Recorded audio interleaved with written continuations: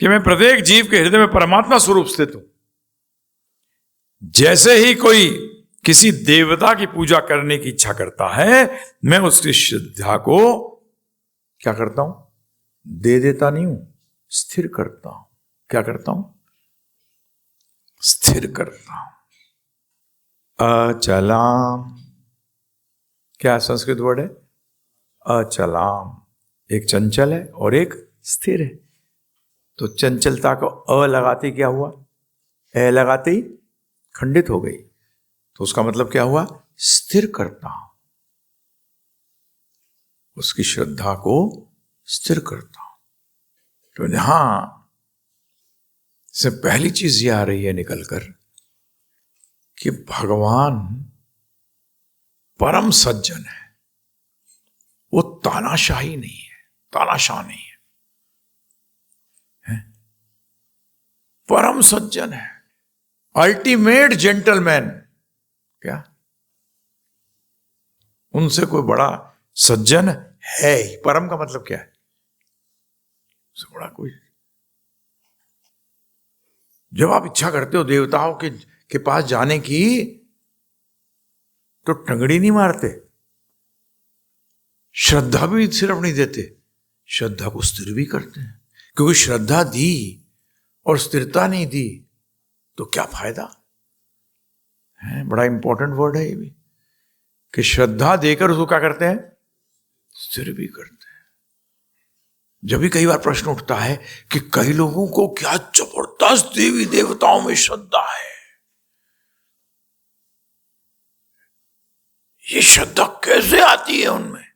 नहीं आते। जैसे मेरा एक मित्र है, वो जबरदस्त, तुम इतने कृष्ण भक्त नहीं होता, वो शनि भक्त है। जब वो ग्रीटिंग करता है, हम करते हैं हरे कृष्णा, वो करता है जय शनिदेव। क्या श्रद्धा है प्रभु, परिकाष्ठा है। आपको देख के उनको जलना चाहिए कि मेरे में ऐसी कैसे कब श्रद्धा आएगी है जैसी देवी देवताओं में नहीं है, है? घरों में झगड़े हो जाते हैं, युद्ध हो जाते हैं। वे इतने दयालु हैं कि यदि आप उनसे विमुख होने का निर्णय लेते हैं तो वे न केवल आपको जाने देते हैं, बल्कि वह वास्तव में आपकी वह स्थिर श्रद्धा भी प्रदान करते हैं जिसकी आवश्यकता आपको अपने चुने हुए मार्ग पर चलने के लिए होती है। अगर श्रद्धा नहीं होगी, मार्ग पे कैसे चलोगे? दूसरी चीज क्या हो रही है यहां सिद्ध, कि भगवान हमारी स्वतंत्रता में कभी बाधा उत्पन्न नहीं करते। इसमें सिर्फ देवता मत लेना आप, इसमें अगर आप नास्तिक बनना चाहें तो भी आपकी श्रद्धा पर पक करते हैं।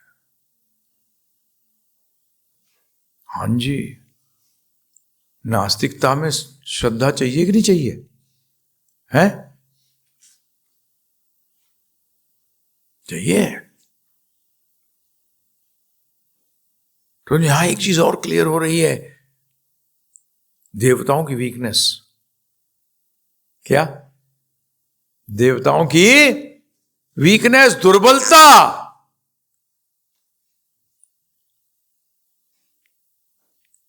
हैं जी? क्या दुर्बलता है? कि वो अपनी श्रद्धा भी नहीं दे सकते, वो अपनी वीकनेस। आगे वीकनेस और बताएंगे। ये फर्स्ट वीकनेस क्या? क्योंकि सारा खेल ही श्रद्धा से शुरू होता है। सारा खेल कैसे शुरू होता है? अरे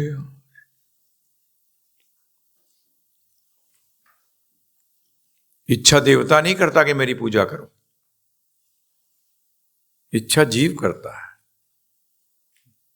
जीवात्मा करती है इच्छा, जीव करता है इच्छा। परंतु वो तो असहाय है बेचारा देवता, वो भी मेरे पास आना चाहता है, लंगड़ो है, क्या है लंगड़ा, श्रद्धा नहीं है ना प्रभु जी। देखिए भगवान कहते हैं क्या करें, इच्छा कर रहा है तो क्या करें।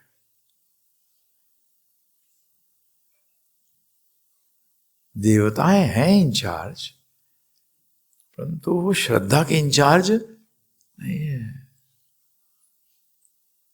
वो श्रद्धा के इंचार्ज नहीं है।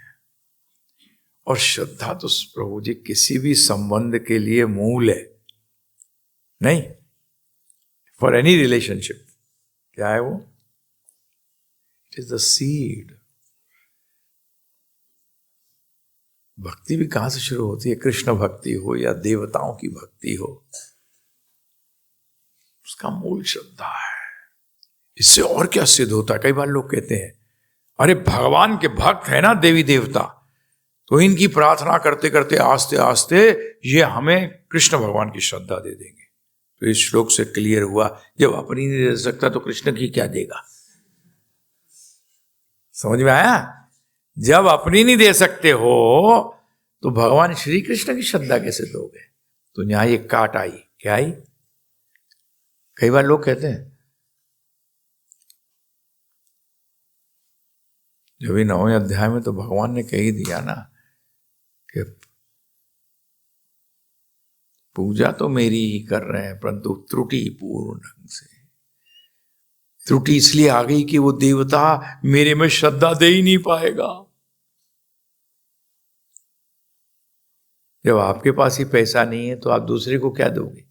ऐसे भिखारी बोले कि अवतारी हाँ मैं तेरे को करोड़ापति बनाऊंगा, तो क्या दे, ऐसे देखे बोले कटोरा लेके घूम रहा है, मुझे करोड़ापति कैसे बनाएगा, ये तो रोड़ापति बना देगा मुझे, रोड पे घूमूंगा कटोरा लेके, है ना रोड़ापति।